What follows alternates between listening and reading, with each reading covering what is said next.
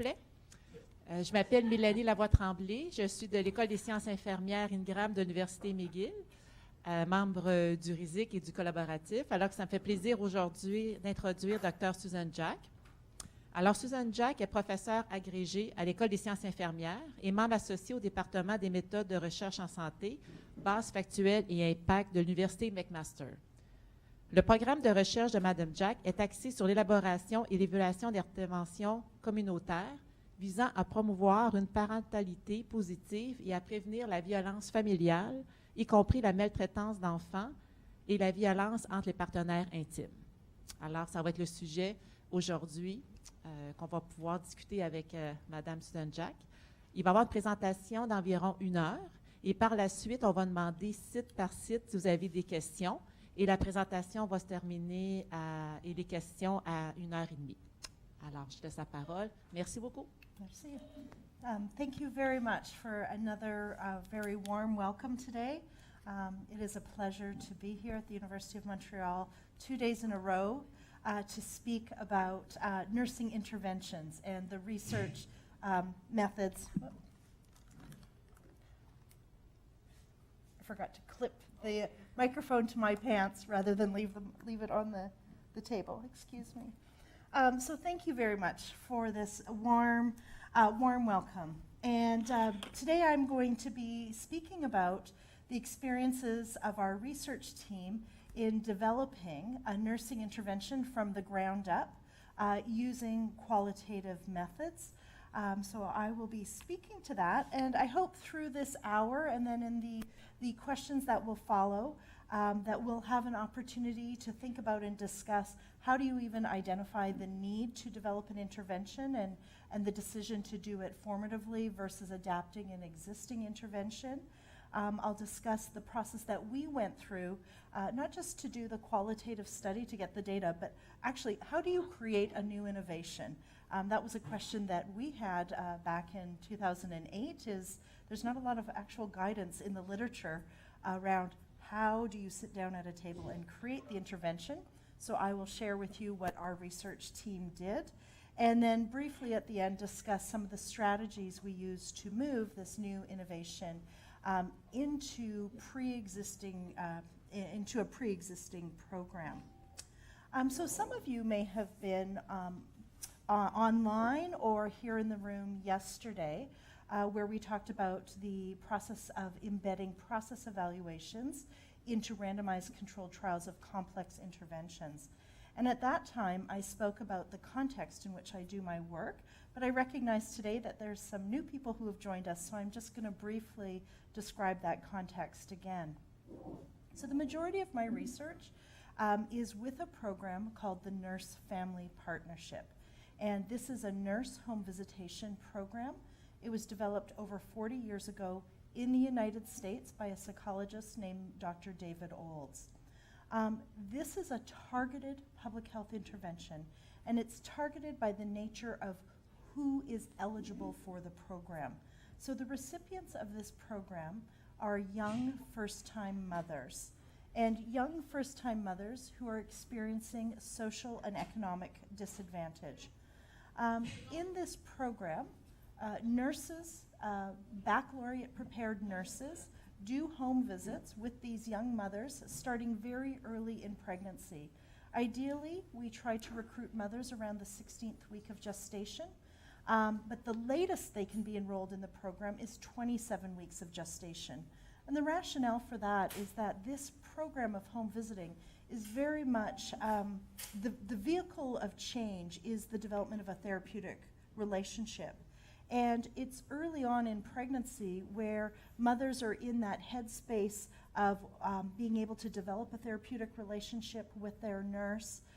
If we were to enroll them too late, if we were to enroll them around 36, 37 weeks gestation, all they care about is how am I going to get this baby out of my body. They are not focused on issues of changing their health behaviors related to what they eat, to different substances that they use.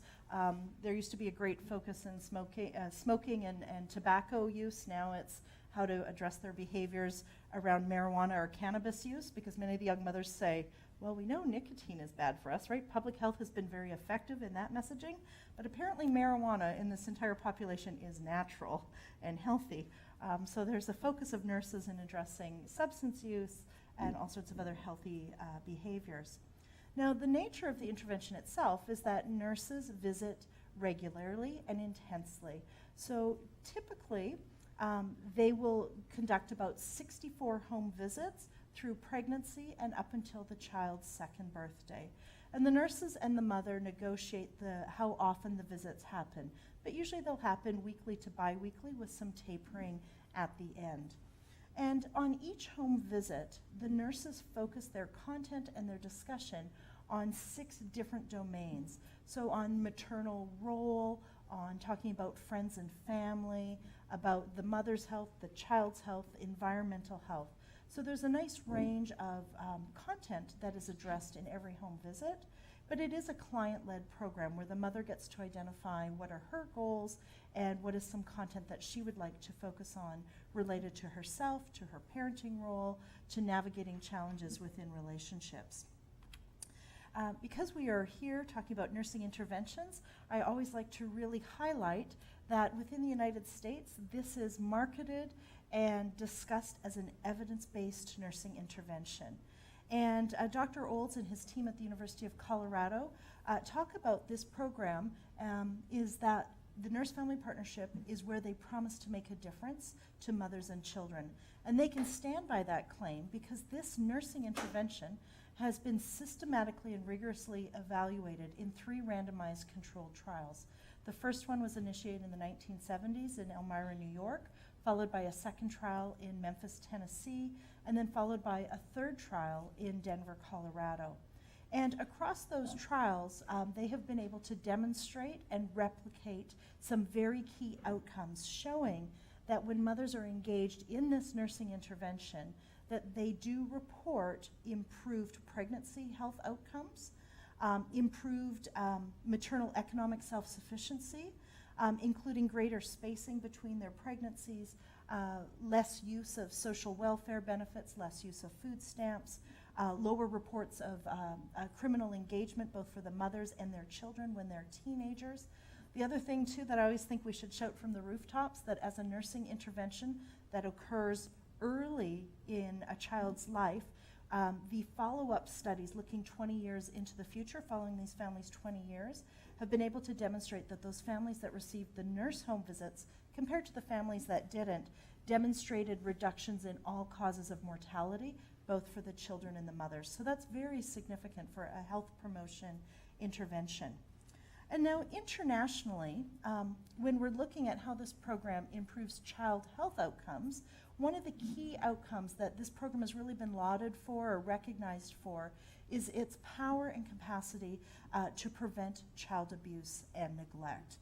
So it's really been this finding that has motivated a range of countries across the globe, the Netherlands, England, Scotland, Northern Ireland, Norway, Australia, and Canada, to contact Dr. Olds to say, we want this intervention in our countries as well to improve health outcomes for mothers and children. But that's not what I'm going to talk about today, our work in bringing NFP to Canada. Instead, I'm going to talk about a study that I've done with Dr. Olds in the United States for the last decade. So the context of this research is in the United States. And what's really interesting is that this is an evidence-based nursing intervention. Oh, Thank you. are they good? Can they hear okay? Yes? Okay, good. So they're good. Okay. So Nurse-Family Partnership exists in the United States. It is at full scale. Do you want me to, which site is it?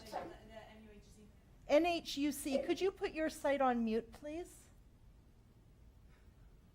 Great, thank you. Okay, so Nurse-Family Partnership is fully scaled up. In the United States, it's delivered in 42 different states. It is being run as a fully scaled up intervention that's fully embedded into different health and social service in programs. But as a program and as a model of intervention, things never just stay the same. So the model developers have had to think about, well, what happens if we need to introduce new innovations into this nurse-family partnership intervention? How do we prioritize how we're going to continue to advance and develop this existing nurse home visiting program? Because lots of people have different ideas. Everyone wants to change programs. Dr. Olds has been very good at establishing core model elements, and agencies that wish to implement this program do sign a licensing agreement. But over time, models do evolve. So he has developed, we have a publication in Pediatrics, a model for people to follow to begin to think about how do you determine when an evidence-based intervention needs further development and innovation.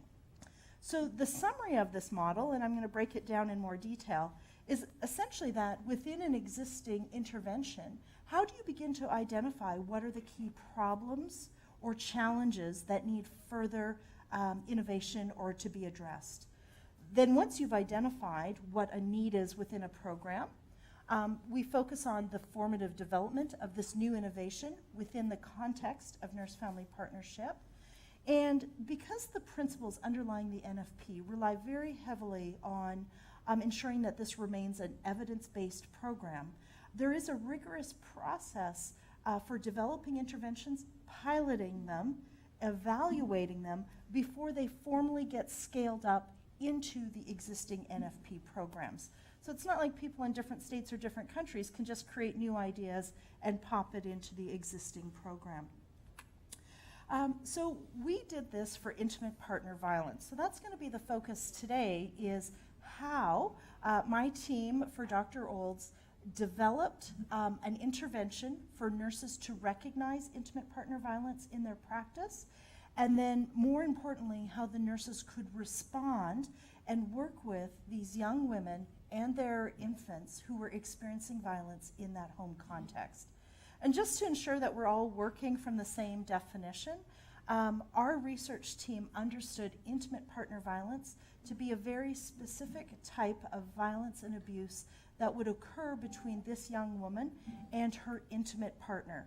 Sometimes that was the father of the infant, but very often these young women might have multiple relationships that change over time. So it is violence that occurs between her and her partner, and we took a very broad definition of what intimate partner violence is, that it can include physical abuse, sexual abuse, emotional abuse, psychological abuse, threats, intimidation, economic abuse, and at the core of that violence is coercive control, the use of the partner's use of power to control the young woman's thoughts, feelings, and behaviors. So I just share that definition so that we're all working from a same definition. So how did we decide that of all the many different issues in a young woman's life that we should invest a decade and significant resources? And I'd like to acknowledge a very significant grant we received from the Centers for Disease Control and Prevention in the US. How did we decide that this should be a priority area? The first place that this emerged was from the first randomized controlled trial that was conducted in Elmira, New York, and taking a very close look at who did the program work for and who did the program not work for. And coming out of that trial in Elmira, New York, this is where there was the finding that NFP would be effective in preventing child abuse and neglect first emerged. But there was a subgroup of women for which that effect was attenuated. And that was women who, on their outcome surveys, we were able to see, or Dr. Olds was able to see, that women who were experiencing moderate to severe levels of violence in their relationship, they did not see this specific benefit in their lives. So that was sort of the first clue that this program might not be working the same way for women who are experiencing abuse compared to other women who were not experiencing abuse in their relationship. Our second step then was to look at clinical data. All of the implementing agencies across 42 states in the US have to submit regular clinical data as part of their quality assurance program. And so this is implementation data. It gives snapshots around the number of home visits, client demographics, characteristics of the nurses who deliver it. And at intake, when nurses enroll women into the program, some of the questions they ask are questions about the nature of the relationship. And so some of that preliminary data, and we didn't have a lot of confidence when we did our analysis of this data because there was a lot of missing data, but we were able to assess that about 1/3 of the young women had experienced some sort of violence across their lifespan, and at the time of intake, approximately 10% disclosed on a paper pencil screen that they were experiencing intimate partner violence. Then in about 2008, we did a web-based survey of 600 nurses and supervisors working in this program in the US. And we really wanted to understand if they thought that intimate partner violence was a challenge in their practice, and they endorsed yes.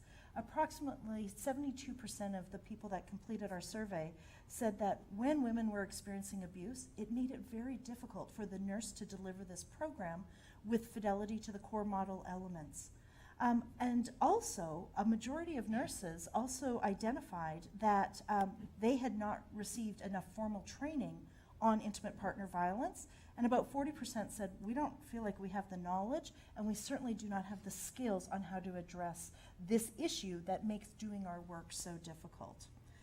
So these are the key areas in this model that any researcher is required to look at and sort of justify their need to develop a new innovation. So once we had the support to say that there is a need within NFP to develop a new innovation, the next step was to do a literature review to see, are there any existing innovations that can be adapted for implementation in NFP? So our research team at McMaster University, which is led by Dr. Harriet McMillan at the Offred Center, led this very thorough systematic review of the literature to identify, are there any interventions to prevent or respond to intimate partner violence, specifically for young, pregnant, or parenting women? And there was nothing at the time. Most of the evidence was really focused on screening in primary care or acute care settings for intimate partner violence. And there was really nothing about this unique context of delivering care in a home for a very vulnerable group of women. So all that to say, there was nothing that we could take and adapt, so we had to start from the ground and build our own innovation. So how did we do that? So overall, here's a picture of our model, identifying all of the elements in the process that we went through to develop our intervention, again, which we would embed in NFP to support nurses to identify women who are experiencing abuse and then to respond to them. These nurses are interventionists. This program is not just an assess and refer or a case management intervention. Very often for these young women, the nurse is their only source of health or social support. So we went through that first stage of problem definition. We reviewed existing evidence, both to see if there was an intervention that we could adapt.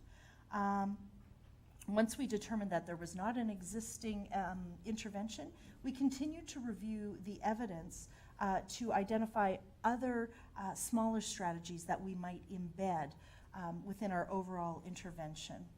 Then we did do our qualitative case study, and I'll talk a bit more about that. That was where we did the formative development. We went out into the field for 2 years to learn about the program and to figure out what were the problems nurses, supervisors, women were experiencing around this issue of intimate partner violence, what were their current practices around responding to intimate partner violence, and what did they need? Because we were very much committed to understanding what did the women themselves want from the nurses, and what did the nurses need in order to be able to do this? So we wanted, in this time of patient-engaged research, we really wanted an intervention that spoke to the women and that addressed the needs that they saw in their everyday life. At the same time, because we weren't just creating a brand new innovation in isolation, we were creating an innovation that had to be embedded back into an existing program. So right from the beginning, we were very clear that whatever we developed had to map on to the program elements. So nurse-family partnership is underpinned by 3 theories: ecology theory, self-efficacy theory, maternal role and attachment theory. So we had to ensure that nothing in our innovation conflicted with already pre-existing theoretical foundations.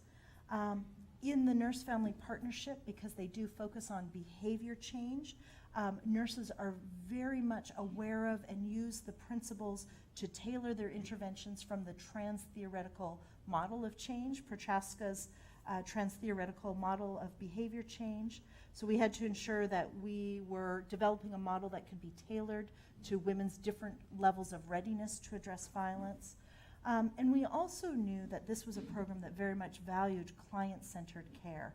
So we had to ensure, again, that whatever we developed formatively mapped onto these program elements. Once we had our intervention, we then did a year of feasibility testing with a site in Fargo, North Dakota. The greatest part of this research is that I got to go to places in the US that I never thought I would get to visit, including when, and then we did a randomized controlled trial with an embedded process evaluation.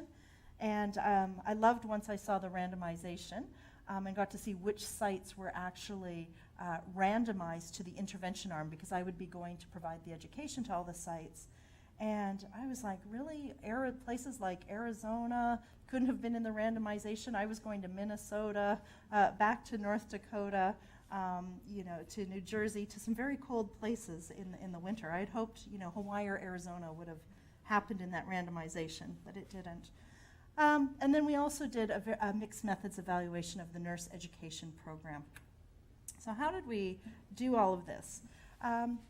So at the beginning of our intervention, we had to be really clear what we were committed to doing and what we believed in. So our research team very much wanted to develop an intervention that would fit with the existing NFP program. So to do that, myself and Harriet McMillan, who's a physician, we actually went to Colorado and we were trained as NFP nurses. And at that point, I even said to my colleague, I need to go back to public health nursing. That's my roots. I actually want to be one of these nurses. And Harriet, so I was doing my postdoc with her at the time in the Department of Psychiatry, and she said, Susan, you have to remember that even as a nurse researcher, you can make a big difference in families' lives. And we actually don't have many nurse researchers evaluating nursing interventions. And that was a really pivotal moment in my career because I was missing clinical practice. But it was nice to have someone remind that we can still make a difference in the work that all of you are doing. The importance of us all carefully developing nursing interventions and then sharing with everyone the results of our research and showing how that can make a difference in families' lives. So we were very committed to ensuring that we were immersed in this program, that we understood every element of this program, because we wanted, again, an intervention that would fit. Because we were very concerned about the uptake. Anytime you put a new innovation into practice, it's either going to be taken up or it's not. And there's a very detailed process to facilitate the uptake of a new innovation. So we were trying to think, how can we ensure that this intervention will be taken up? As I talked about earlier, we wanted to ensure, too, that our intervention reflected the needs of young mothers. We didn't want to create an intervention based on what we thought would be best for young mothers. That's why we chose qualitative methods. We really wanted to understand women's experiences of abuse, women's experiences of trying to parent and being in this program. The other part, as a nurse, I wanted to ensure that this intervention also reflected nurse home visitors' competencies. This is a very unique area of nursing practice. And we wanted to ensure that this intervention looked like a nursing intervention and that we had that disciplinary lens. And when I eventually show you what our intervention or our clinical pathway looked like, you will, who's here is a nurse, even just here in the room? Okay. Are you familiar with the nursing process? Are you taught the nursing process? So you'll see that the disciplinary lens comes through because the whole clinical pathway is essentially the nursing process: assessment, diagnosis, planning, implementation, and evaluation. So that's what we wanted to make sure that this was a nursing intervention. And also, we had to think carefully about the unique context in which this intervention was being delivered. And we really had to understand, what does it mean to deliver nursing care within a home setting? So we had to ensure that our intervention would be safe, both for nurses and young women in the home. Because most IPV interventions, or most clinicians, if they work in an emergency department or in a hospital, their standard answer to what do they do if they see a woman who's experienced violence, they'll say, oh, I call the social worker, or there's someone else they can refer to. These nurses are it, so we had to ensure that we understood that. So why would anyone decide to do the work up front to use qualitative methods to create an intervention? So this slide just sort of summarizes those key benefits of the value of using qualitative methods. One, you can identify what both the client and the providers need. You can do an evaluation and understand what knowledge and skills are lacking. Because qualitative research is so much focused in understanding context. When you look at where nurses work and how they work and understand the nature of their relationship with clients, it also gives you an opportunity to explore what are the real-life facilitators as well as barriers to change or to working with clients. It really allowed us, again, to develop a tailored intervention for this specific program, for the specific population, delivered by nurses in a specific context, and to begin to identify what actually are the mechanisms of change or the elements of an intervention, which became really important when we had to determine how to evaluate this intervention in our RCT. Okay, so we chose as our method case study as informed by Yin's methodology. And it was a multiple case study. We spent 2 years in 4 nurse-family partnership sites in the US.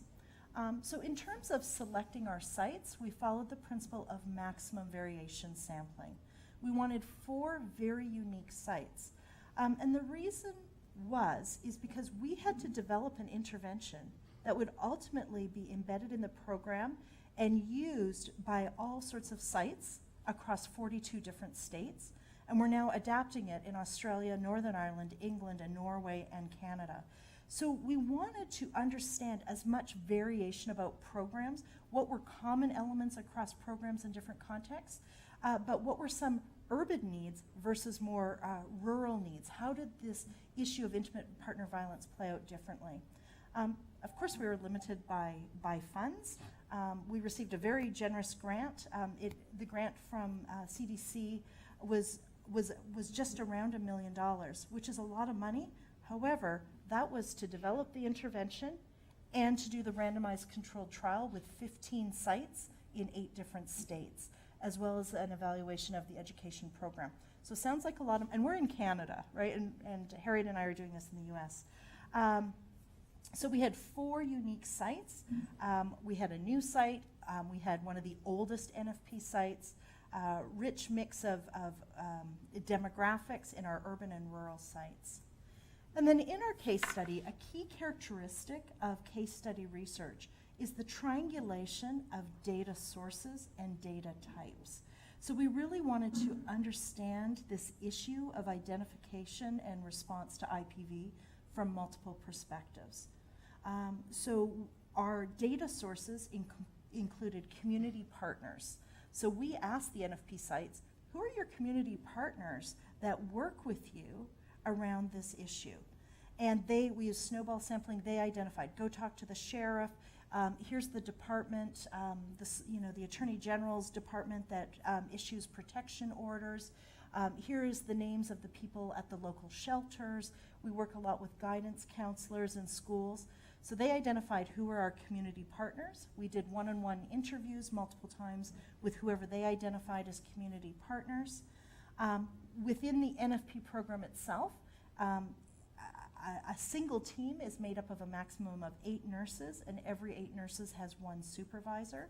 So we did one-on-one interviews with the supervisors to understand their practice with nurses and to understand how they supported nurses who were working with women experiencing abuse and what was the role of the supervisor. We did multiple focus groups with nurses in each site around their practices. And then also we did one-on-one interviews with mothers. And we did stratify our purposeful sample of mothers to ensure that we had mothers who were experiencing IPV currently or in the last 12 years, but we stratified to ensure that we had mothers across different developmental stages of the child. So we had women who were pregnant, as well as those in the postpartum period and in the later stages. So that's just a key summary of what our qualitative study looked like.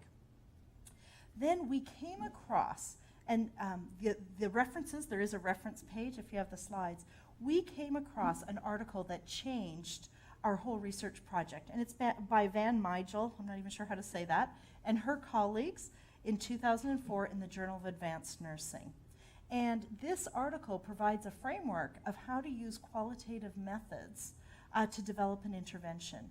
And what we took from this framework that they had developed was that in your questions, in your interviews and your focus groups, in order to formatively develop an intervention, there's 3 key areas to focus in the development of your interview guides. Has anyone here done qualitative research and developed semi-structured interview guides?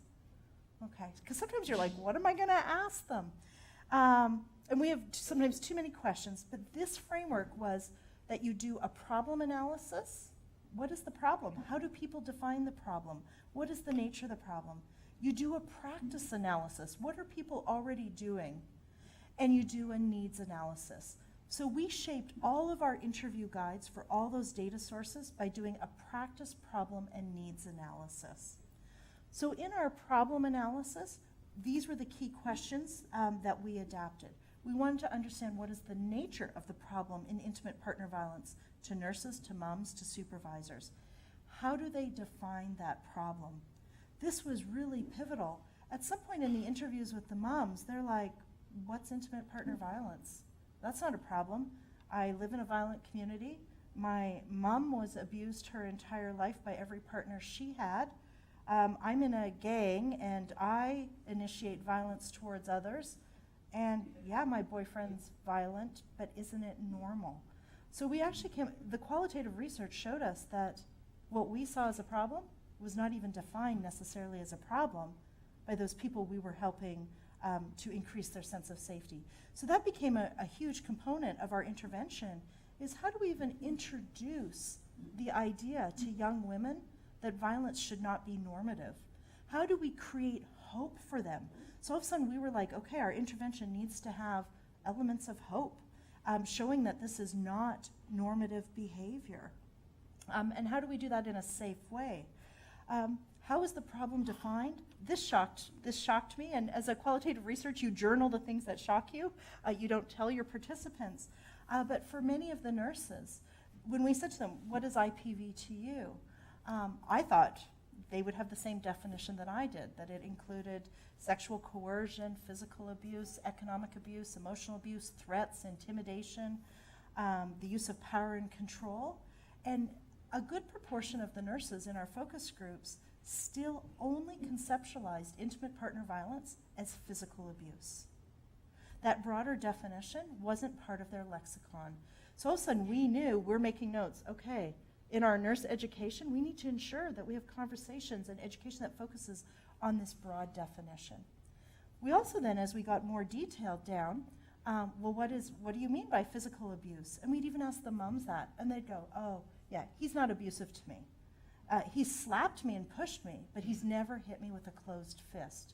So we also learned, well, we can't even just use the word physical abuse. We actually need to have a list of behaviors to help people think broadly. So again, I'm just trying to give you examples of how rich our data was and how valuable it was for us to even start with defining the problem. We also then asked questions about when do the problems first occur or become significant, and why does this problem exist? In the practice analysis, we really focused our questions, and again with all those different data sources, around how do you identify and assess this problem? And what we quickly learned from the nurses is that they had a form of universal screening. that when they enrolled mothers on the first home visit, they had a big stack of papers, and one of those papers was like a screen, you know, have you been hit, have you been kicked, have you ever feared for your safety? And the nurses would just hand a whole stack of papers to the moms and say, complete these forms. And sometimes nurses said, oh, well, that's data that the National Service Office needs. We don't look at it. That's data that someone else needs. They weren't even framing this as assessment data to understand their clients. So that became very interesting. For some nurses, they said, well, we do verbally ask clients these questions, but you know, it's the first visit, and we don't actually want to ask these questions on the first visit, which helped to gave us some understanding why there was so much missing data when we looked at the clinical data. And that really became an interesting analysis of their practice, is that the procedures that were in place were not working. And we actually knew very little. So nurses were hesitant to screen on that first home visit. There was a lot of missing data. Or nurses that did have women complete the paperwork didn't even look at it to inform their practice. So we also knew for our intervention, we would have to really think about what are some formalized procedures to support nurses to understand the nature of the abuse that many of the young women they're working with were experiencing. So we did say to nurses, okay, well, if your paperwork's not working, how do you know that these young women are experiencing abuse? And that was one of the most helpful questions, because nurses then started to say to us, well, you know what, sometimes we're just sitting on the couch and we're talking about how are things going? How is your partner adjusting to his role as a dad? And the nurses said, when we sit side by side, and sometimes not even that direct eye contact, and we're just talking about other things that are happening in her life, and it's in a discussion, and she feels safe and non-threatened because I'm not looking at her face to face, all of a sudden, all this information comes out of the client, and she's telling her whole story about what's happening in her relationships. And this theme came up so often in every focus group that we said, there's something here. And this is a nursing intervention. So why don't we get rid of the universal screens and the paperwork? Nurses are telling us that when they have discussions that are focused on parenting, on how things are just going on in her life, and they're just talking on a couch, that they're actually getting more information than any of their tools. So we took that and built that into our intervention and supported nurses to think about how they can early on initiate conversations about healthy relationships. The other thing that nurses said is, boy, sometimes we really figure out that something's happening when she's moving, when she's all of a sudden couch surfing, when she's at someone else's house, when she's moving back home. So we also learned that to support nurses to begin to ask more focused questions about abuse when their clients started to become more transient. When we were talking about practices, nurses also shared with us, well, there's another problem. They said, sometimes we have a gut feeling that something's happening.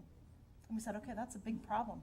You have a gut instinct that something's happening. And the nurses said, because then we said, in your practice, when you have a gut feeling that she's being abused, what do you do? And they said, we don't know what to do. We just sit there with that gut feeling. So again, that was another practice and problem that we identified where we said, okay, in our intervention, we need to have something in our clinical pathway that addresses when a nurse has a gut feeling. We need to provide her then with a script and tools on how to act on that gut feeling. So just examples of how we did practice analysis. We heard great examples of great practices, and we picked those up and put them right in our intervention. So the example of nurses having discussions with their clients to elicit their stories. As nurses were describing their practices, we also heard things as researchers. Again, we were very neutral in our focus groups. But when we went back to do our interpretation, our analysis, that we went, okay, these are problematic practices. So I was at one site in Ohio, and the group of nurses there, they're going, and they were older nurses compared to the moms, and they're like, these boys, their boyfriends, they're like sons to us. We get in their faces and we tell them that this is not good behavior and they can't treat their girlfriend. And I remember the nurse, like she's pointing her finger, and then the rest are going. So as a researcher and as a nurse and as someone who has studied issues of family violence for a long time, principles of safety are really important. And it is unsafe for First, a nurse, particularly in the US, because we also had to address the gun safety issues, to confront a known perpetrator. So that could elevate a risk for the nurse's safety. But more importantly, we know from literature that that most likely increases the risk for the woman, because when that nurse leaves, he's going to be very sweet and kind to the nurse. Yes, yes, I know, I was wrong, but you know what, she makes me do this, all that manipulative behavior. But when that nurse leaves, he knows that she has shared something very private about their relationship, and her risk of violence then increases. So all of a sudden we went, okay, we're seeing some problematic practices here. We need to ensure that there's support and guidance for nurses to better understand their practice. So originally we had just planned to develop a clinical pathway and an intervention. Now all of a sudden we're developing a nursing curriculum, recognizing that some nurses didn't even know what violence was. And then all of a sudden we said, we need to develop guidelines for reflective supervision. We need to create a toolbox for supervisors on how to support nurses to safely do this work. The other thing, in every focus group with nurses, we had disclosures from nurses themselves. And in our quantitative survey, we were able to estimate that 26% of the nurses in our study were also experiencing abuse. So all of a sudden we knew that that needed to be an issue in practice that we needed to address as well. So we got more than we bargained for by doing a qualitative study. I'm just going to check my time because I love this topic and could talk about it all day. Then we did a needs analysis, and this was so great. And again, any of you who are in patient-engaged research, what do patients, in this case clients, young women, need? And we asked the young women, you know, what do you need? How can the nurse support you? And some of our key themes that emerged was for these young women, they were raised in homes where they didn't have a father. So they were very committed to these relationships. And they said, I don't want the relationship to end, but I need the violence to end. So please help myself understand what is a healthy relationship. So they talked a lot about just needing to feel safe and to have healthy relationships. So we knew that very early on that having any language around leaving, and we also know that leaving is the most dangerous time for women, but that the primary outcome didn't necessarily be that she left the relationship. We needed to support her where she was, because they were very committed to ensuring that their child had an involved father.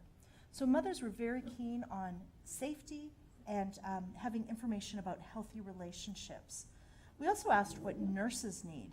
And so we determined that there were some knowledge gaps, but nurses said, give us some skills. Show us how to use motivational interviewing when women are ambivalent about the relationship. Help us to do risk assessments. Help us understand how much danger she's in.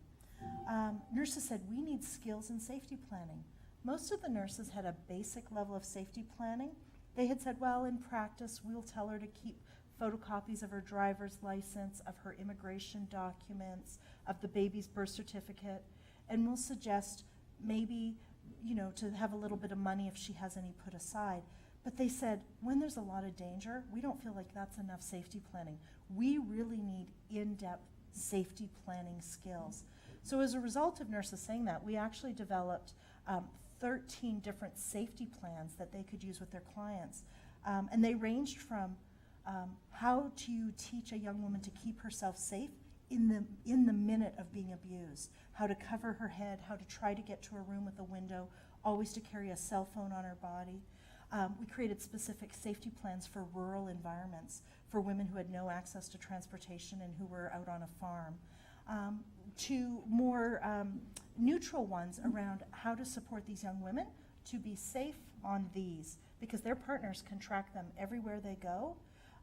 And women might not necessarily know how powerful technology is now as a tool for surveillance. So that was the value of the needs analysis, is really hearing what did people need. If any of you are interested in methods, one challenge that we did have methodologically was that in our first round of interviews with mothers, I started to see about, from our research coordinators, maybe about the first 8 to 10 interviews come in. And the broad question is, what can your nurse do for you in this context? And these are young moms, anywhere from ages 16 to 24. And the qualitative data was, nothing, nope, she can't do anything. So I had pages of nope, nope, nope, the nurse can't do anything. So I said to the court, stop, stop, we need to rejig this. What we ended up doing was creating scenarios mapped to stages of change. So we looked at NFP clients and we created 5 fake NFP mothers in 5 different stages of change. So we had a scenario, a written scenario of a young mother experiencing abuse but who wasn't identifying it as abuse and was very committed to that partner. Someone who was so pre-contemplation, someone who was recognizing slowly that this was not her fault, there was abuse, but still very committed to the relationship. A scenario of a young girl talking about how she was starting to make plans to make some changes. A client who was in action, so someone connecting to shelter services. And then a scenario of a client who had left the abusive relationship, but where the violence often continues once you leave, right? So there's stalking behavior, harassing behavior, boyfriends hanging outside the high school. And so instead of just asking moms open-ended questions, we took these 5 scenarios and we said to the young girls, how would your nurse help this young girl? Boy, they had a ton of ideas. So they couldn't see that anyone could help them, but when we took it away from their personal experiences and said, how can your nurse, because they had great things to say about their nurses, how can your nurse help this young girl? Boy, they had a ton of ideas. So we were very glad that we were looking at our data as it came in so that we could quickly, mid-course, change our interview guides. Okay, so here's, I think I've given some of these examples, but I just wanted to sort of pull it all together. Here is for the first step of the nursing process. How do nurses even identify that there is IPV? Here were some of the specific questions that we asked around their practice. How and when do NFP nurses identify clients exposed to violence? Under what circumstances do your clients disclose IPV to their nurses? In terms of the problem analysis, we would say, what challenges do the nurses experience in identifying the clients? We asked the nurses, what do you think influences a client's decision to tell you about her experiences?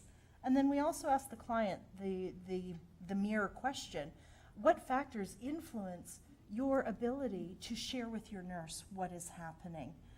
Because we also wanted to understand contextually what facilitates a disclosure. My take is we can ask questions. We have validated tools for screening for intimate partner violence. And in every emergency department, there may be policies that say screen every woman. And every healthcare professional can do a checklist. And you can ask those questions, but you can ask them in a way that you never get a disclosure. So we really need to reframe our nursing work and our medical work in this area to think about how do we create a safe context for women that facilitates disclosure, rather than how do you just ask a checklist of questions. So this work really helped us think through that. And then in terms of our needs analysis, we were very specifically saying to nurses, what tools do you need to identify this issue? And asking supervisors, what tools do you require to support the nurses? So I hope I've sold you on this framework of looking at things from a practice, problem, and needs analysis. So we had 2 years worth of qualitative data. There was a lot of data from multiple data sources. So how did we create the intervention? This was an iterative process. There was nothing clean about it. There was a small team of really 4 of us, a PhD student, and my colleague Marilyn Ford-Gilbo, who is at Western University, as well as my colleague Nadine Wathen, who is also at Western. So we had coded all of our data. We categorized it by problems, by needs, by practices. We kept ensuring that we were situating everything within nursing competencies and our nursing discipline. But at the same point, we were looking at the principles of NFP. So we wanted to ensure that anything we developed matched onto their client-centered principles. And then this is where we went back to the literature. Because one of the things that nurses said is, we need the skill to be able to determine how much danger she's in, and how do we tailor our safety planning to how much danger she's in. So this was the point where we went back to the literature to say, what evidence or what tools exist for risk assessments or lethality assessments. And we found that there was a very good validated tool to assess a risk for femicide called the danger assessment. So here's where, as we were mapping out our intervention, we said, well, here's an evidence-based tool. It's been validated. This danger assessment, we need to put this into our intervention. We were looking at what nurses were saying around assessment, and they said, well, we need a way to ask all our clients, because we don't know if they're abused or not, but we also need some targeted approaches. And fortunately, around this time, the World Health Organization came out with their systematic reviews around screening for intimate partner violence. And the systematic reviews concluded that screening is not effective, it demonstrates no benefits, but that using a case-finding approach is very valuable. And we went, that's perfect. That solves our problem of when nurses say we have a gut feeling. Because a gut feeling means that they're already seeing the risk indicators, they're seeing the behaviors. We just need to help them develop scripts now to do a case-finding approach, to do a more in-depth assessment.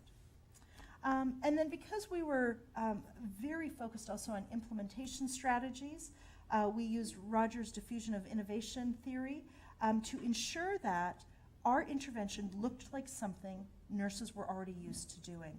So we went through, there's about 700, they call them facilitators, but they're worksheets that nurses can use on different topics in their home visiting. So we went through all their facilitators to identify which ones would be relevant to this intervention, and we revised them with up-to-date content, and then we had to develop probably about 20 new facilitators to guide this work. And we made sure that aesthetically they looked like NFP materials, they used the same language, we enhanced existing tools. In many ways, this ended up becoming a challenge when we did our trial, because we were comparing existing NFP compared to NFP with our augmented model. I think we did a really good job of making it really look NFP, because we didn't see the breadth of outcomes that we had hoped to see. But ultimately, our intervention consisted of 5 components. So as someone who in 2008 was a novice to developing interventions, this surprised me. Our goal was to develop a clinical pathway and an intervention and a manual. Because we did this formatively, we quickly had to scramble to recognize that our intervention would have multiple components. So that at the end of the day, we had 5 key components. We had to develop an entire curriculum for nurses and educators and deliver that education before the trial. We had our manualized intervention with the clinical pathway, a booklet on how to do the intervention and the tools. We had to develop these supervisor guidelines for reflective supervision. And we also recognized that there were some things that every site was so unique, and states have different legislations, that sites had to do some of the work themselves. They had to help the nurses figure out, according to their license, how to even document or chart IPV. That differed from state to state. And then we also recognized from our work in KT that we couldn't just dump. It's not fair for researchers in a trial just to dump a new innovation into practice without providing ongoing support. So for the intervention sites, I was available PRN for them, and at the beginning of the trial, we worked to arrange monthly teleconferences so that if they had any questions about how to deliver this new innovation, that we had an opportunity for those discussions.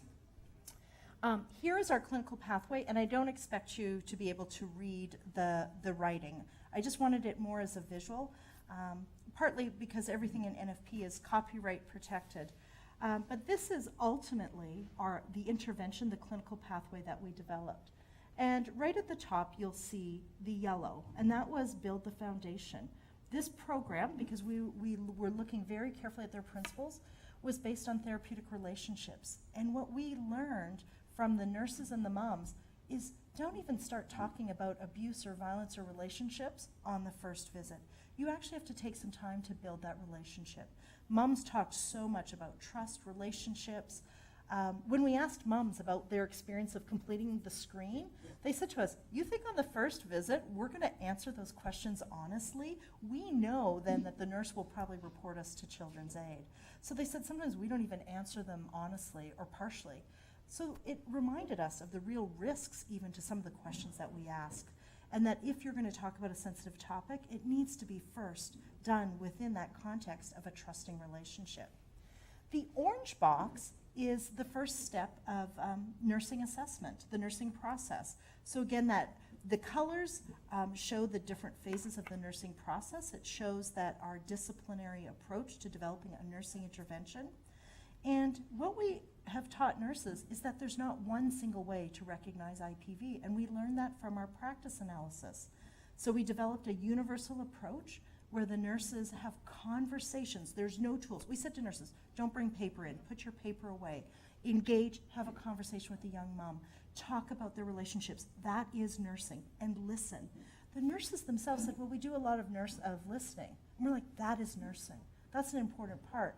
So we also had to support nurses to feel validated in the things that they were doing well. So the first part is sometimes just have discussions about healthy relationships and safety, and what you're really wanting will immediately be disclosed in such rich detail. The second white box in the orange box was that sometimes you're going to have a gut feeling, and you need to know what are those behaviors, clinical risk indicators that tell you as the nurse when to initiate a case-finding approach. So we taught them how to do case finding. We were critiqued, though, disciplinarily, because that term case finding is very much a medical term. So we did talk about in-depth nursing assessments. And finally, we also learned from clients and nurses that sometimes, even without being asked, clients just disclose and how to do that. Moving down to the red box is really that stage of nursing diagnosis. Once you know a client is experiencing abuse, what do you do? And the nurses said to us the problem was they didn't know what to do. But when we actually analyzed the focus groups, nurses didn't appreciate that they actually did know what to do immediately, because we had asked them, when you do hear disclosure, what do you say? And they laid out so beautifully for us the principles of an immediate empathic response. Things like acknowledge and thank her for sharing that private information, assure confidentiality, acknowledge how strong she is for sharing this, acknowledge her strengths, say, you have lived with this for so long. What have you been doing to keep yourself safe? You've been doing something. To tell her that it's not her fault. And so we were able to take from the focus groups from the nurses' language themselves and develop what are the key elements of an empathic response. The blue box is about planning, and we identified based on what nurses said they needed to help them think about how to develop a tailored plan of care. And those key elements are, one, the first thing, to assess that client's level of risk and danger for being killed, and then immediately tailor your safety planning to how much danger she's in. We also heard from nurses that clients were dealing with substance use and mental health issues. This was a difficult one for us to sort out because nurses said, boy, these clients are so stressed out, they're using a lot of substances to manage the stress and the trauma. Almost all of our clients have anxiety, PTSD, depression. So we need help with that. But then they said, but we're not addiction counselors and we're not counselors. And then they said, but we live in communities in the US where there's no services or there's waiting lists and these young girls can't afford it. So we were sort of left with, well, what do we support the nurse to do? They're saying it's a problem. They're saying there's no community resources to refer to. So we did sort of have to find a middle ground there to support them on how to assess and do some very immediate response to substance use and mental health. The middle box is where we pulled in an NFP theory and supported nurses to understand that women are on a trajectory of change and that you actually have to tailor your intervention to her level of readiness to address safety. And finally, the green box are actually the interventions. So that's the nursing intervention. And we supported nurses to think about the nature of their nursing work in 4 categories. Safety planning. The second quarter is increasing women's awareness of what IPV is and the impact of that exposure on mother's health as well as infant development. The third part was self-efficacy, how to support women to develop a greater sense of self-efficacy And the nurses themselves even said, we're just planting the seeds. She might not leave this relationship in the 2.5 years we're working with her, but we're going to help her go back to school. And once she goes back to school, maybe she can get a job. And once she has a job with financial resources, she can get a place to live. So the nurses knew that by focusing every week on self-efficacy and goal setting, that they were planting seeds. And the final one is support. In NFP, it is informed by an ecological model, so nurses never do this work alone. Okay. So I've talked about the IPV education. We did create a curriculum. We evaluated the curriculum, and we had very positive findings in that for nurses in the intervention group compared to control group, that as a result of this curriculum, we were able to increase nurse knowledge. Is there one site that maybe can mute? As well as the education curriculum. Is that us, Sam? Do you know which site it is? Oh, Sherbrooke. Sherbrooke, can you mute? No, okay. Or he's okay. They've left it. We were really pleased to see that through our evaluation that we were able to improve nurses' confidence. And I'm almost done, so that's okay. What would we have done differently?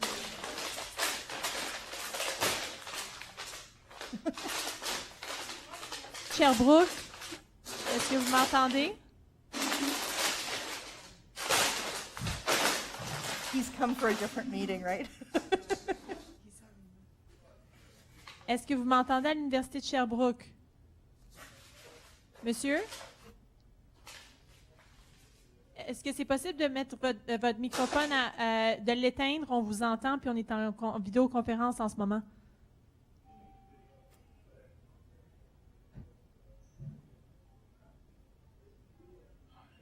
Okay. Well, let's try. Okay, just last slide. Oh.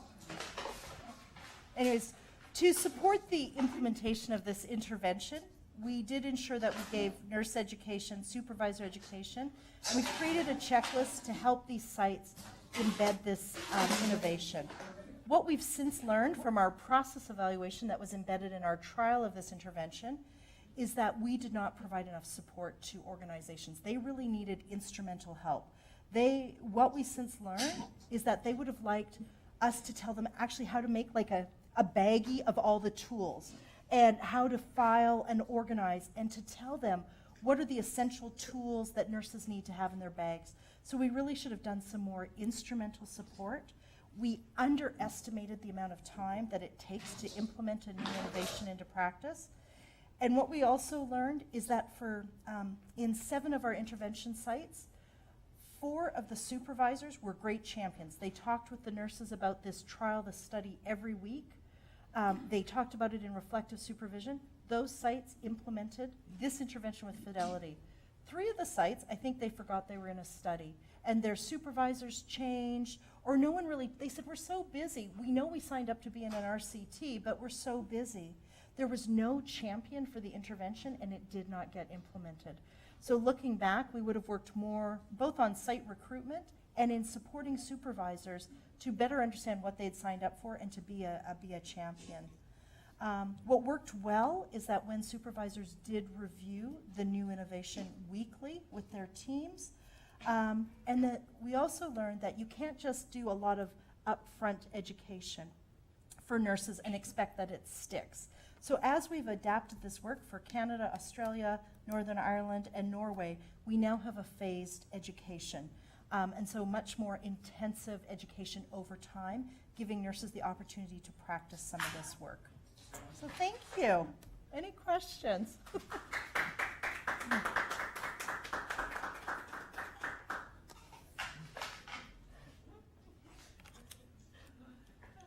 So much. We can listen to you all day. Oh. Yeah, that was quite interesting. Fait qu'on va aller, si vous avez des questions, on va aller site par site. On a quelques minutes pour chaque site. Alors, je commencerai avec Lucas. Est-ce que vous avez des questions? Il n'y a plus personne, c'est bon. OK. À l'Université Laval? Est-ce quelqu'un encore? Non plus. À l'Université du Québec, Trois-Rivières? Non plus, hein? Non. Non, c'est bon à Trois-Rivières, merci. OK, merci. Thank you. Au CUSUM, au MUHI? Est-ce que vous avez des questions? Hello. Oui? Thank you for the amazing presentation. It was really very detailed and informative and useful. One question I have is working with the stakeholders, you know, from your qualitative research, you had explored how they were involved. Were you able to integrate some of their involvement or in the strategies that nurses could use to intervene with or help the women develop strategies for safety? Yes. So with our stakeholders, we were. Maybe if you could mute your site. Great.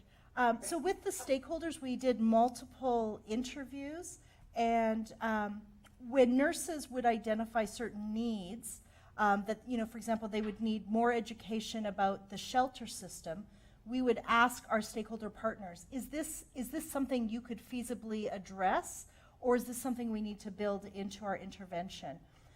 So because we had multiple interviews, we were able to work back and forth. The stakeholders were very helpful in helping us to develop the education component to fill in the gaps of what nurses did not know about different services in their community. The other thing that they were very helpful for, particularly the domestic violence sectors, was in developing our safety plans. And then what we learned, again, in all this triangulation is that clients experience a lot of anxiety going to other services.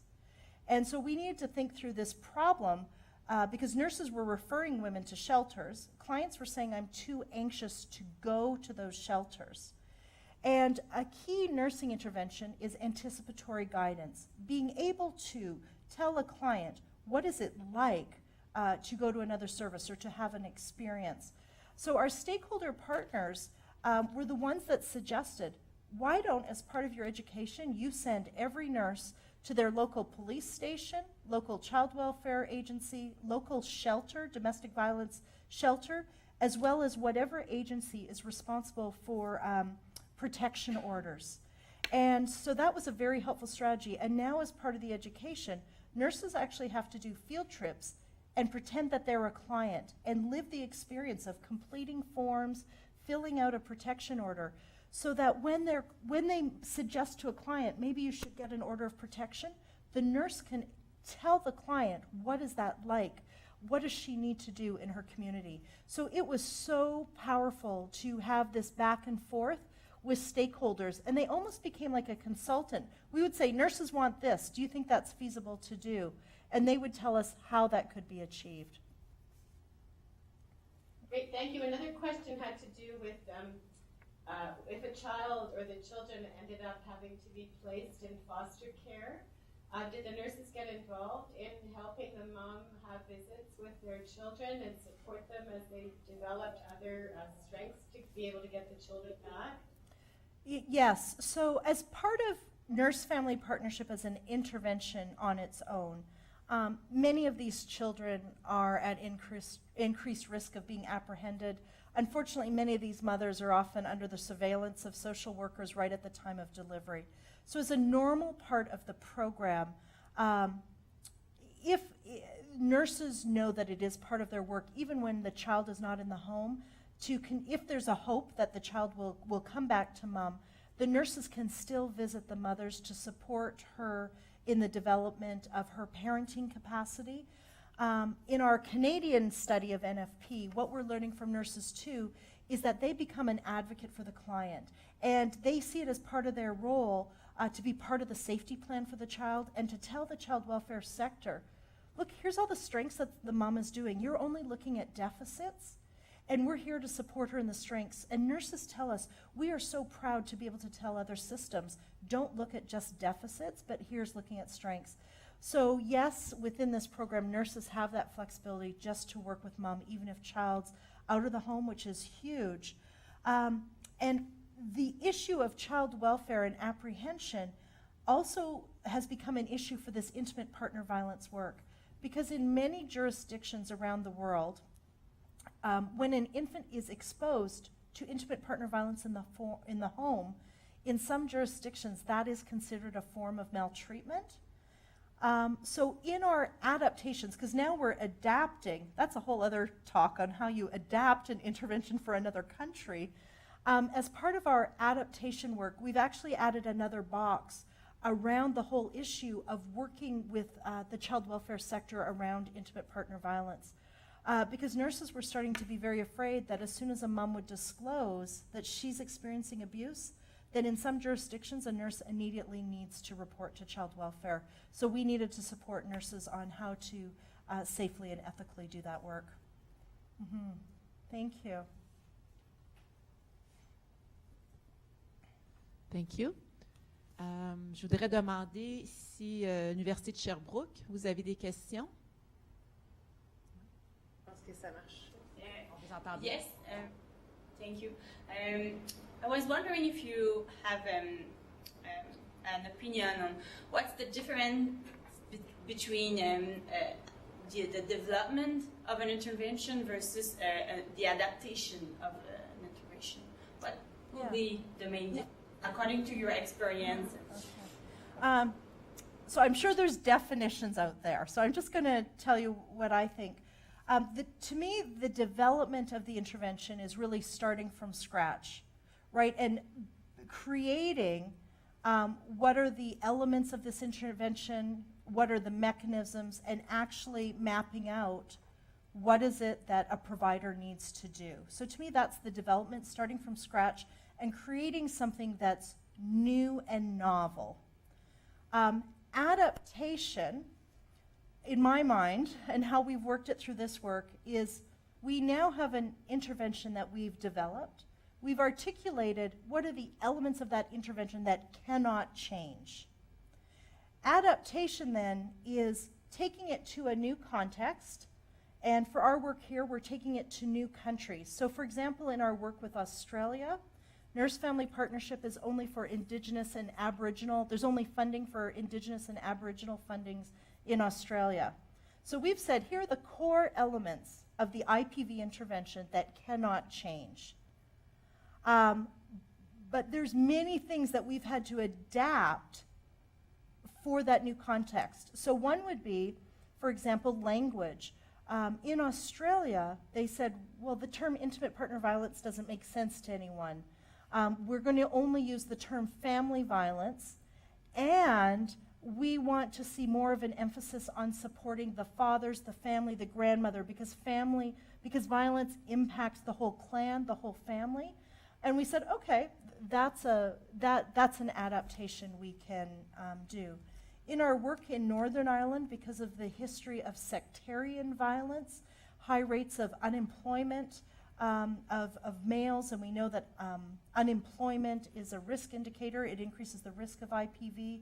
And also because of a culture of violence within Belfast particularly, we've actually had to add elements. We have our core intervention, but we've actually had to add some elements where nurses can talk about social norms, the role of men, how community level violence comes to the home.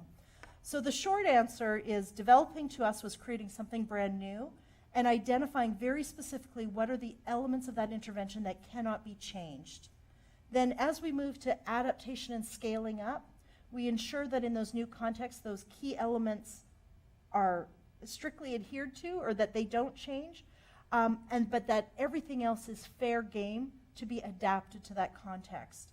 And in the different countries, we've done adaptation in two different ways.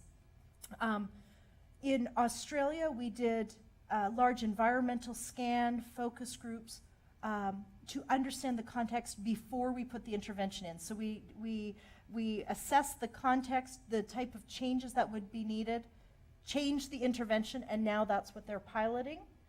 In Northern Ireland, they took our Canadian version. So we had already adapted it from the US. They took our Canadian version of the IPV intervention, and they're piloting the Canadian version and identifying as they go along what they feel they need to further adapt. And that's supported in the literature, these two different approaches to adaptation, to do it up front or to have people trial it and identify what needs to be changed. Great. Thank you very much. Thank you. Fait que je pense qu'on a fait tous les sites en visio. Alors, je vais demander ici. Ah, il y a manque ça?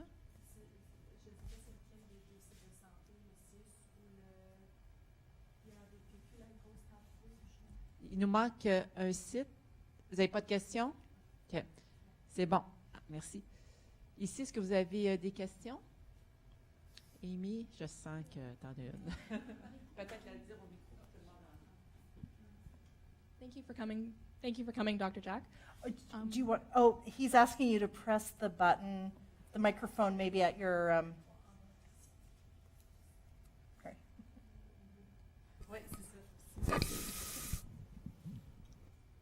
Thank you for coming, Dr. Jack. Can you hear? I was wondering if you have any thoughts or ideas about how the nurses feel going in if they hadn't necessarily been thinking about intimate partner violence in the same way. Was there any issues of them feeling safe, and how do you address that? Yes, so as part of our, so all of these nurses had been working in this context, so they were experienced nurses and knew that they had been working with women around violence. But as we started to uncover these issues, part of that organizational checklist, we developed tools for home visiting safety. Some agencies already had policies around safe home visiting, and others didn't. So as part of developing policies for the units, we talked about safety to help develop policies and help support nurses as well through reflective supervision to think about their personal safety. And in NFP, there's a lot of parallel process and understanding how we interact with clients. So really having them reflect on how they introduce themselves, how they enter in a home, and thinking about how might their nursing interventions have an impact on the client. So things that they would say, so that example of please don't ever confront the partner. So we did do a lot of work around nurses' experiences, helping them to reframe their understanding, building in safety plans for the nurse and safe home visiting if they didn't already have it. So there was this intervention, again, we thought going in, well, we're going to develop an intervention for the moms, but we ended up really robustly improving the program to support the nurses through supervision and education as well. We should have anticipated that. I don't know why we didn't, but it became a big component. Did that answer your question? It got at it, yes. Yeah. Or I think part of it would also be if maybe it speaks to nurses going into home care in general, how that starts to be addressed of safety concerns, because it's not like you said you don't have your team behind you like you do at a hospital. Yeah, and that's a very key issue. And I've been a public health nurse myself and worked now for 20 plus years with public health nurses in different contexts, and I've been a nursing manager myself. And one thing I've learned about nurses who work in community and in public health is there's this armor I think they wear, like, oh, I'll be safe, I'm the nurse, and they're a bit of rule breakers. I think to work in public health, you need to be a bit of a rule breaker. But sometimes I think we lose that sense of our own personal safety if we just feel that everyone, like that there will be no harm to come to us. So it's in any type of home care, talking to nurses about you are so important, and if you don't feel safe to go to that home, you don't go. You make up an excuse. Is there a buddy system? Does your supervisor always know where you are? Are there electronic calendars where people can find you? Many of these nurses had processes in place where they would place a call or a text to their buddy, another colleague, before a home visit, and then it was prearranged. If you don't hear from me in 90 minutes or 60, whatever is their predetermined time, you need to contact our supervisor or 911. Okay. So there's so many different strategies, but it needs to be a key element. Thank you. Nancy, do you have a question?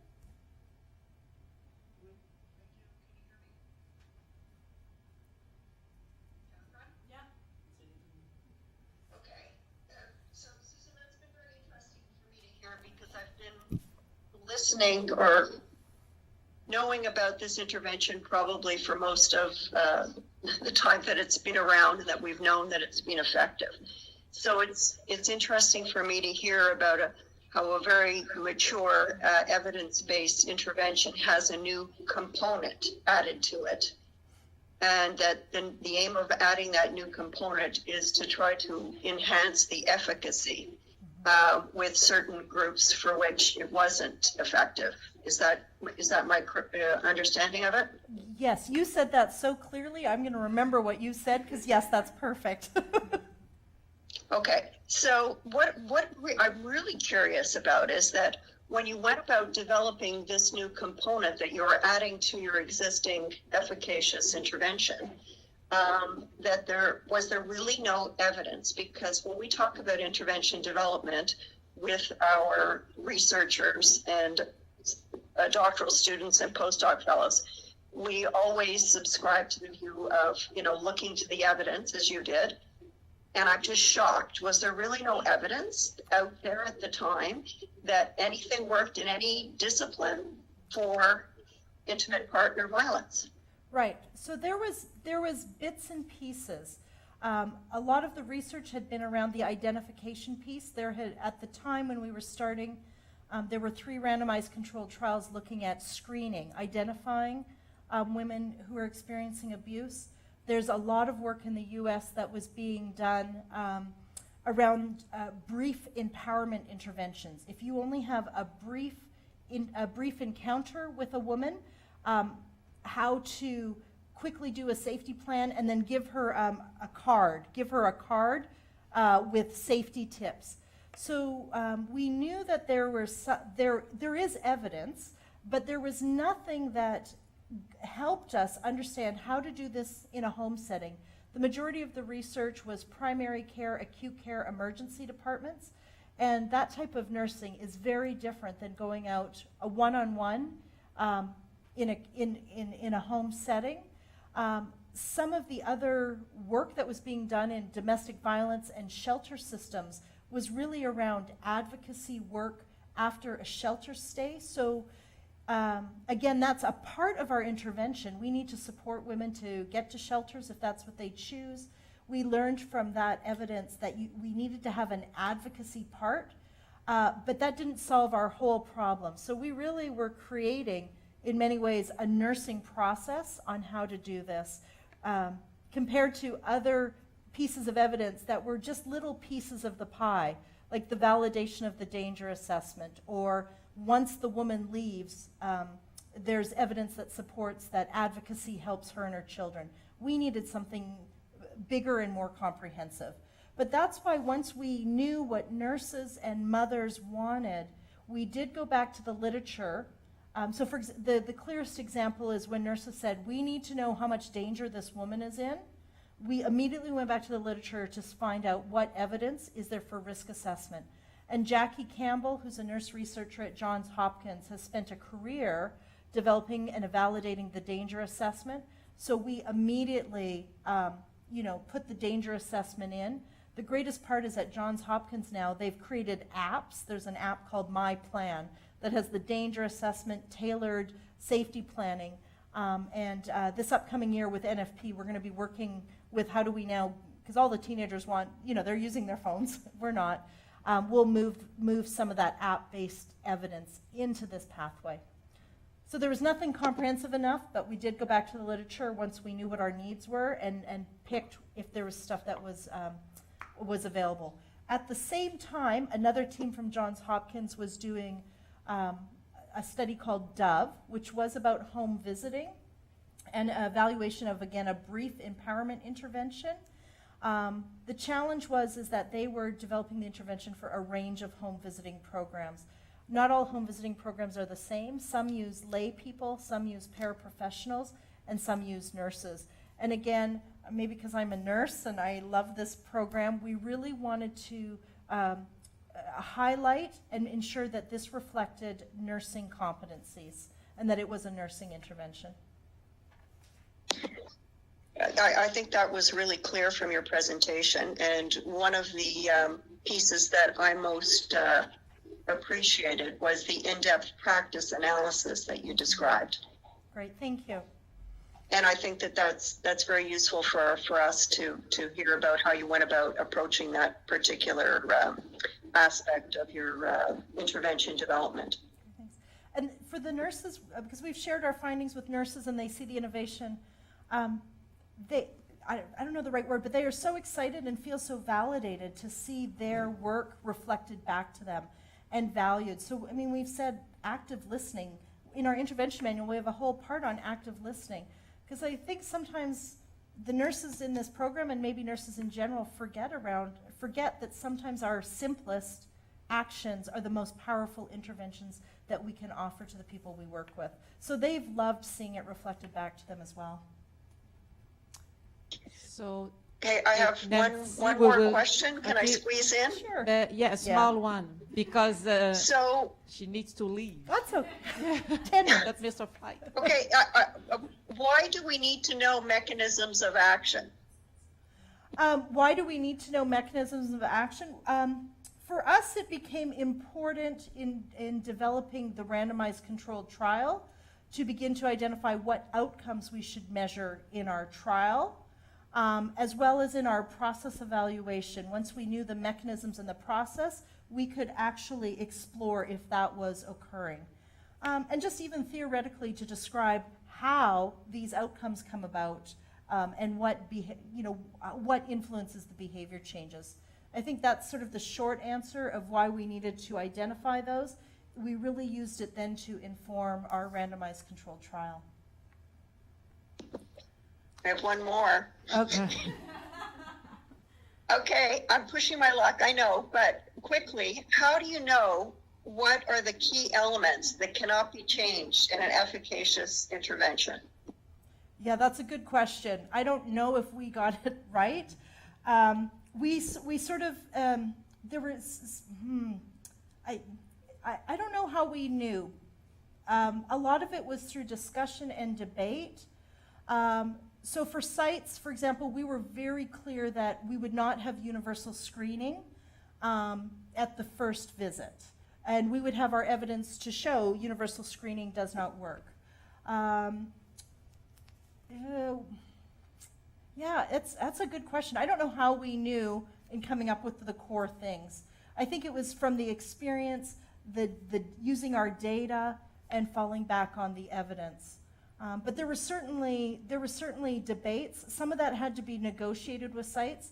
So, for example, in the U.S., I was not giving up on the idea of the in-person education. I was like, the nurses practicing these skills, role modeling, asking questions, you have to, even if we shorten it, we have to have the in-person education. And we did a pilot in the state of Colorado. We trained about 300 nurses in person. We went up to the mountains for a week, and it was great. But the scale up, their national service office said, you know, we can't afford that. We can't keep having sites increase their budgetary requirements for this license to send nurses even longer to Colorado for training. And so now we're doing lots of videotaping of experts, and we're developing a whole slew of online modules. I personally see, once I saw the results of our nursing evaluation, that something will be lost. Nurses even said to us, all those online modules you make us take, we try and figure out how to get just to the quiz. So, you know, at least in the online modules, I was like, can we have like stop gaps where they have to answer a question before they can go on? So that was one where, I don't know, I wasn't happy to give that up, but they had a really good argument about cost. So a lot of it was, you know, negotiated and discussed.